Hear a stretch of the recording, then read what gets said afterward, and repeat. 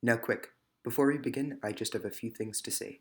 No, this isn't a sponsored video, but it's just me saying a quick thank you for clicking on this video, and if you would subscribe, it would make Yog very happy, and I need support from you, the viewer, to actually grow my channel, and if we can get 100 subs by the end of the month, I will promise to make a weekly upload schedule on whatever Hearthstone related content you guys want. I also added visuals to the video for each card I reference in case you are new or inexperienced, as, come on, we've all been there before. Now, let's begin, shall we? So, I am sure you've all seen this guy right here, Patches the Pirate, the infamous 1 mana 1/1, or should I say 0 mana 1/1, because of his effect, which reads, after you play a pirate, summon this minion from your deck. Or as I like to say, play aggro, summon this from your deck for free on turn 1, and win.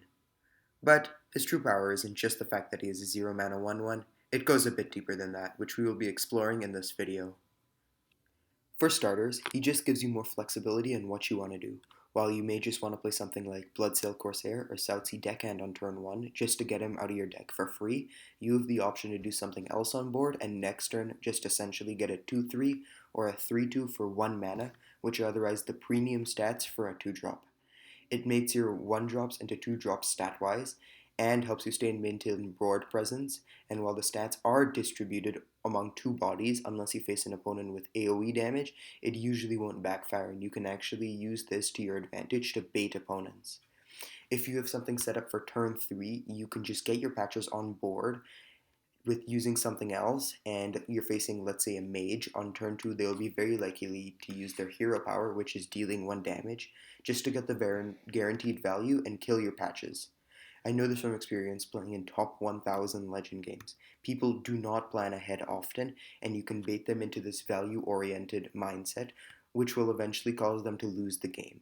Where they would have played, let's say, a large mana cyclone turn with Sorcerer's Apprentice on turn 2, if they were playing Quest Mage, you essentially just took away an entire turn for free, just by playing 1 pirate to summon patches, which isn't even really a downside for you. What often gets overlooked, and the thing I think really sets him over the top power-wise, is his combo potential. For instance, I play a lot of Token Druid. I'm sorry, I know the deck is annoying to face, but it's cheap and it's really consistent.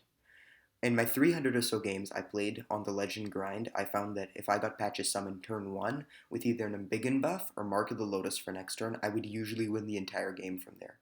Just the mere fact that I have an extra 1/1 on board gives me A, more stat gain when I use buff spells. Even if I use Embiggen, Patches keeps the extra +2/+2 when he gets summoned from the deck. And B, it just gives me more free damage. Just like how a mage spending 2 mana to use their hero power can add up quickly, Patches dealing at least 1 damage each turn adds up even more. In 3 turns, that's just a free Dark Bomb worth of damage. It's like Medivh's Valet and Mage, but better because it doesn't require that much of a condition at all. And it's 0 mana. When it gets buffed, its impact increases even more and will easily snowball games often. Just that, let's say, 3 extra damage from combining it with Savage Roar has been the deciding factor for countless Legend games I've played. And this is all when he is unbuffed. Give him just +1 attack with something like Mark 1 of the Lotus, and he goes from dealing 3 damage in 3 turns to basically being a fireball with free stats. He also thins your deck. Since he gets summoned from your deck for free, he is 1 less draw you have to get later on, and while this can be worse in long fatigue games, the decks he's played in usually don't get to that point. And it is usually an upside because you don't have to draw a 1/1 on something like, let's say, turn 4, and you can instead play something on curve, so something that costs 4 mana. And lastly, he's just a good tempo play. There is a reason almost all aggressive decks play Patches. They need to maintain board control and kill their opponent quickly. Patches helps them do all of that, as they just get more stats for free. It's as simple as that. And playing Pirates are not that much of a downside. Pirates have been played in aggressive decks even before Patches.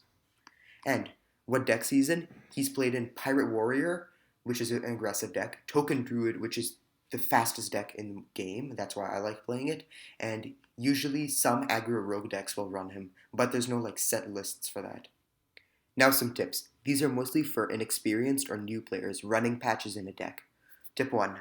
Don't be afraid to let Patches die. He is a free minion, and while he is lots of value, aggro decks need to kill the enemy, and if letting him die means able to set up an OTK or a kill next turn, I would go for it, as he was most likely a free minion for you.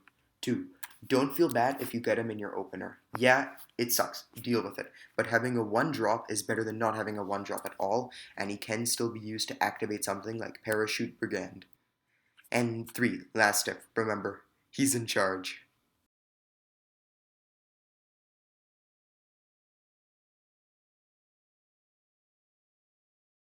Thanks for watching this. It is my first video I've ever made. I started playing Hearthstone 2 months ago, got to Legend in 3 out of the 4 seasons I've been a part of, and the game has just clicked for me. I hope you like this video as much as I liked making it. For real though, if you watched this far, it would actually make my day if you liked it, and the first sub ever will get a shout out in my next video. Please help me make this a career. See dude out.